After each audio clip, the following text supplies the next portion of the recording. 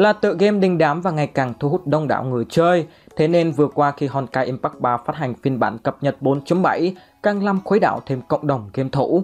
4.7 có tên là Hack sẽ ra mắt thêm một bản Valkyrie SP mới có tên là Hotshot Bunny. Đây là một Valkyrie thuộc tính dị năng, sở hữu kỹ năng có thể triệu hồi máy không người hỗ trợ đắc lực trong chiến đấu, hay skill tất sát cũng như các năng lực chi viện mạnh mẽ cho đồng đội ở tiền tuyến. Bên cạnh đó, để chào đón Bunny, Honkai Impact 3 cũng mở một event chủ đề nhân vật quang tỏa mê thành thiên khung, gồm nhiều nội dung tổ hợp thanh, trong đó có map ải lớn là thiên khung mê thanh. Thuyền trưởng có thể theo góc nhìn của Bunny thám hiểm map và trải nghiệm cốt truyện event. Khi quyền hạn map tăng dần sẽ lần lượt mở khóa nhiều khu vực thám hiểm hơn. Những thuyền trưởng mở dương báu, kích sát thủ lĩnh, hoàn thành nhiệm vụ điều tra đều có thể nhận thưởng và tăng quyền hạn map. Sau đó có thể tới shop event để đổi các mảnh Hotshot Bunny hay trang phục tương thích mộ quang kỵ sĩ Moonlight lục dạ thành không. Anh em hãy nhanh tay tải Honkai Impact 3, trải nghiệm cô nàng Valkyrie Bunny cùng hàng loạt hoạt động thú vị nhé. Tớ có để link tải game ở phần bình luận và mô tả video đó nha anh em.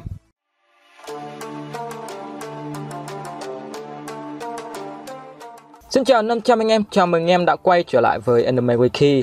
Magnus Wing sinh ra và lớn lên tại Rajaka, một ngôi làng nằm ở ngoài rìa vương quốc Clover. Cũng giống như Hage, Rajaka được coi là một vùng đất bỏ đi. Ở nơi đây lo từng bữa ăn đã là một vấn đề, thế nên trở thành ma pháp kỵ sĩ, lực lượng nòng cốt để bảo vệ quốc gia là một giấc mơ xa xỉ. Với bản tính nóng nảy và thường làm việc theo phong cách đấm trước hỏi sau, cộng thêm vẻ bề ngoài giống như Yukon, thế nên khi nhận được tin Magnus trở thành ma pháp kỵ sĩ, người dân làng Rajaka đã cực kỳ bất ngờ. Họ từ không tin rồi chuyển sang tự hào vì ở một nơi chón đá gan sỏi thế này, cuối cùng cũng đã có một ma pháp kỵ sĩ. Cứ thế, Magnus đã vượt qua mọi nghịch cảnh và dần khẳng định giá trị của bản thân mình. Cho đến hôm nay anh thêm một lần nữa cho thấy con người tuyệt đối không bao giờ nên từ bỏ khi gặp khó khăn. Tuần này manga Black Clover 291 là đất diễn của riêng Magnus, một ma pháp vô cùng bá đạo đã xuất hiện. Chúng ta cũng đã biết được ưu và nhược điểm từ trạng thái đồng hóa của Asta. Bên cạnh đó thì kế hoạch thực sự của Nox trong chương này là gì? Hãy cùng Anime Wiki khám phá về điều đó thông qua video phân tích chương 291 Black Clover nhé anh em.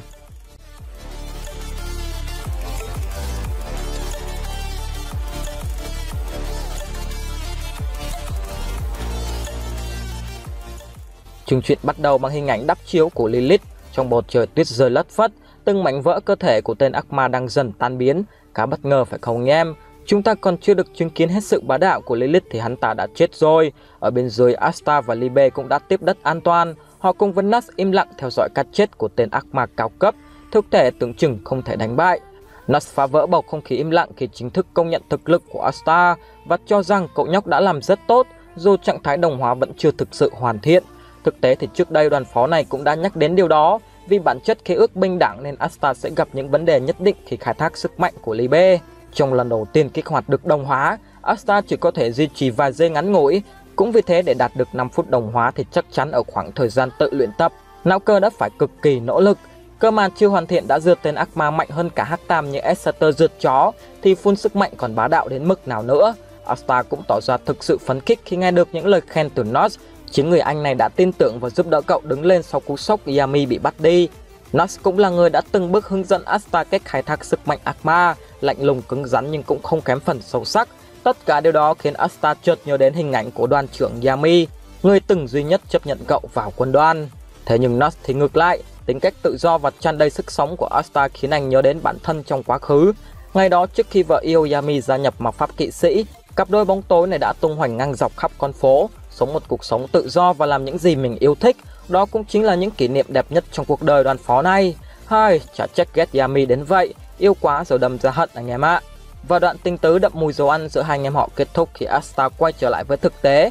Cậu nhận ra toàn thân mình đang đau nhức dữ dội. Trong trạng thái này, não cơ nói rằng cậu sẽ không thể kích hoạt đồng hóa trong vòng 30 phút nữa. Chúng ta vẫn chưa biết chính xác liệu giới hạn cơ thể có phải là lý do duy nhất khiến Asta không thể kích hoạt đồng hóa hay không. Bởi nếu điều đó xảy ra thì rõ ràng nhược điểm này có thể được khắc phục bằng cách ăn đồ ăn của Chami hoặc sử dụng ma pháp chữa trị. Ngoài ra, Asta cũng không nhắc đến việc sử dụng hắc hình để thay thế. Vậy nên dường như trong 30 phút tới, não cơ cũng không thể sử dụng được hắc hình. Vì vậy chúng ta có thể tạm thời hiểu nếu đồng hóa đang hồi chiêu thì hắc hình cũng không thể sử dụng được. Bên cạnh đó anh em có nhận ra một điều là thực sự Tabata đã búp quá khủng cho con cưng của mình.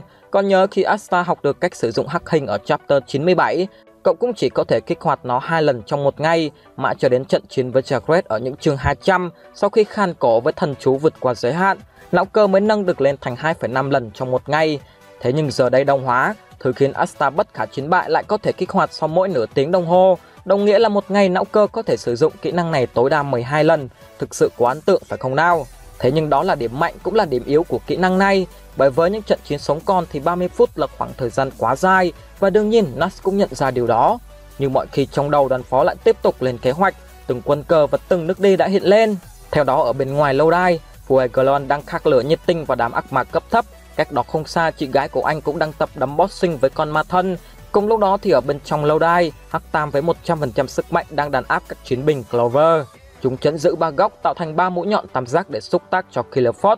Nếu muốn ngăn chặn tầng tiếp theo hạ xuống cũng như để cứu được Yami và William, Nuts đưa ra kết luận là cần phải hạ gục Hắc Tam một cách nhanh nhất có thể. Chưa hết ở trung tâm lâu đài, Morris cũng đang xài cheat để đẩy nhanh quá trình phát triển của Killer Frost. Căn phòng Asta và Nuts đang đứng rất gần chỗ Morris, thế nên chắc chắn anh em họ sẽ đến hỏi thăm nhà khoa học này. Nuts cũng hiểu rằng hiện giờ một đứa thì đang lê lết máu me đầy mình, còn một đứa thì tanh cơ không mặc giáp, hạ gục Morris sẽ cực kỳ khó khăn.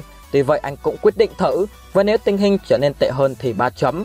Vâng, trước đây cũng với kế hoạch như thế này, 2 con ác ma đã bỏ mạng, giờ làm lại lần nữa thì dự là thanh niên Gimodelo đang run cầm cập rồi anh em ạ. Dù không còn quá nhiều niềm tin vào khả năng lên kế hoạch của Nuts, nhưng hy vọng rằng lần này đoàn phó Hắc Bộc Ngưu sẽ thành công. Anh em cần chú ý một điều, đó là trong chương 275, Nuts đã nói rằng có 2 cách để hủy bỏ quá trình triệu hồi Killer Frost. Đầu tiên là hạ gục Hắc Tam, cách này sẽ cứu được Yami và William theo kiểu mẹ tròn con vuông. Nhưng khó khăn chính là cần có người đủ mạnh để chiến thắng 3 anh em nhà Dante. Cách thứ hai dễ hơn một chút, đó là tiến thẳng vào vòng tròn triệu hồi và dùng triệt ma pháp hủy bỏ nghi thức. Cách này tiềm ẩn một rủi ro, đó là Yami và William có thể sẽ chết. Thế nên khi Nuts nói trong tình huống tệ nhất thì 3 chấm, rất có thể ý anh ta là nếu mọi việc tiến triển quá tệ thì buộc phải dùng triệt ma pháp để can thiệp vào Killer Frost và chấp nhận hy sinh Yami cùng William để bảo vệ thế giới. Lúc này chương truyện chuyển bối cảnh vào căn phòng của Dante, nơi đây chắc đang gặp rất nhiều khó khăn. Ma pháp của anh ta rất mạnh khi trận chiến kéo dài, nhưng với nhục thể ma pháp phiên bản 100% sức mạnh hắc ám, khả năng hồi phục của Dante nhanh đến mức những vết cắt từ ma pháp của Jack đã ngay lập tức lên lại trong tích tắc. Chúng ta có thể thấy bức tường phía sau Dante chi chít những đường chém, và trong trạng thái 100% sức mạnh, cơ thể của anh cả Hắc Tam trông nhỏ gọn hơn trước kia rất nhiều. Tuy vậy bản tính kiêu ngạo của hắn thì vẫn không thay đổi. Dante thậm chí còn khinh thường Jack đến mức đứng im cho đàn trưởng này tấn công. Hắn cũng công nhận tinh thần chiến đấu của Jack, nhưng cuộc vui có lẽ chỉ đến được đấy thôi. Ngay lúc Dante chuẩn bị ra đòn kết liễu đối thủ thì một luồng khói bất ngờ xuất hiện, và tiếp đó là một quả cầu lửa bay thẳng về phía hắn ta. Từ trong làn khói, Jorah và Magna ngầu lòi tái xuất. Ngoại hình của họ trông không có gì thay đổi so với trước time skip, cơ mà khí chất thì đã không còn như xưa. Lúc trước khi Magna cùng lúc chứng kiến Zenon thảm sát Kim Cương Quốc, hai người họ đã tỏ ra hoang mang. Thậm chí một người máu chiến như Luke cũng nói rằng đây là lần đầu tiên cậu cảm thấy không muốn chiến đấu với một kẻ khác. Thế nhưng chỉ trong vòng 6 tháng, đối diện với Dante 100% sức mạnh, kẻ được đánh giá là mạnh hơn cả Zenon, thì Magna đã hiên ngang ứng chiến. Tuy nhiên dù viện binh đến nhưng Jack cũng nhanh chóng hụt hẫng, bởi trước mặt anh là 2 tên thường dân của Hắc Bộc Ngưu. Trận chiến của những kẻ mạnh sao có thể để mấy tên nhóc phá hỏng được cơ chứ. Anh ta cảm thấy bị xúc phạm và đuổi thẳng cổ viện binh của mình đi về nhà. Dante cũng tương tự, đối với hắn thì chỉ có những kẻ có ma lực to lớn mới đủ trình độ để đối đầu. Một tên ma lực bé tẹo như Magna không đủ tư cách để tham chiến. Tuy vậy trong sự ngỡ ngàng của tất cả, Magna mạnh mẽ tuyên bố ngay tại đây anh sẽ 1-1 song phẳng với Dante. Chứng kiến độ lì và ngu của tên nhóc trước mắt, Dante bắt đầu bộc phát luồng ma lực khủng khiếp và nhanh chóng khiến Magna toát mồ hôi hột. Ngay lúc này một đoạn hồi tưởng quá khứ bắt đầu. Theo đó vài ngày trước khi Dante tấn công Hắc Bộc Ngưu ở biên giới Space, Magna và Jorah cũng đã đứng từ xa để quan sát trận chiến. Khi đó dù rất muốn tham chiến nhưng Magna với ma pháp chưa hoàn thiện, nếu có ra trận thì cũng sẽ chỉ là gánh nặng cho đồng đội mà thôi. Đứng từ xa và bất lực nhìn những người mình thương yêu bị đánh đập, Magna đã quyết tâm phải mạnh mẽ hơn nữa. Như vậy anh mới có thể sát cánh cùng đồng đội trước mọi đối thủ. Quay trở về hiện tại, mặc cho sự khinh thường từ phe mình và phe địch, Magna tiếp tục ném thẳng một quả cầu lửa vào mặt Dante và bắt đầu viết nên lịch sử của riêng mình. Từ quả cầu bất ngờ xuất hiện một sợi dây xích và nó nhanh chóng truy vào bên trong cơ thể Dante.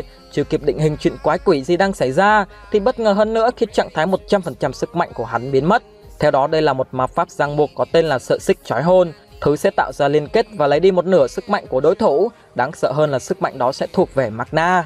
Về bản chất có thể hiểu, nếu ma lực ban đầu của Magna là X, của Dante là Y, thì sau khi kích hoạt sợi xích trói hôn, sức mạnh của mỗi người sẽ là X cộng Y chia 2. Thực sự đáng kinh ngạc phải không nào? Ma pháp này chính là con át chủ bài cho những người có ma lực thấp như Magna.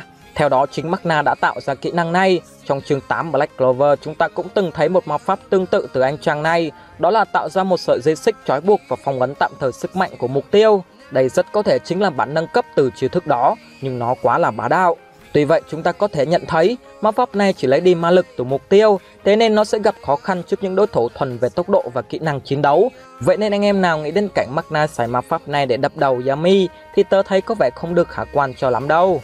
Quay trở về trận chiến chưa kịp để Dante hoan hôn, Magna đã hung hổ lao đến và với chiếc vòng tay bằng lửa, cậu giáng thẳng vào mặt anh cả Hector một cú đấm mạnh mẽ. Và câu nói ngay tại đây ngươi sẽ bị đập bầm dập bởi chính ta. Magna Swing của Hắc Bộc Ngưu đã kết thúc chương truyện. Màn ra mắt hoành tá trang của Magna đã mang đến cho chúng ta một cách nhìn khác về Hắc Bộc Ngưu. Ở trong những nghịch cảnh, từng thành viên của họ lần lượt thức tỉnh những năng lực không thể tưởng tượng nổi.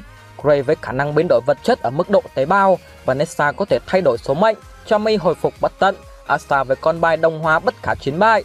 Giờ thì thêm Magna với khả năng đánh cắp ma lực của đối thủ. Đi cùng với Magna lần này là Jorah.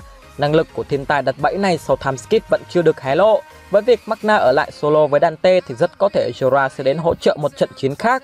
Trong chương sau rất có thể chúng ta sẽ biết được nốt tình hình trận chiến của Juno và Charlotte, cũng như màn tỏa sáng của Jorah sau time skip. Còn gì mong đợi hơn phải không nào? Còn bây giờ xin cảm ơn anh em đã lắng nghe. Xin chào và hẹn gặp lại anh em trong những video sau của Anime Wiki.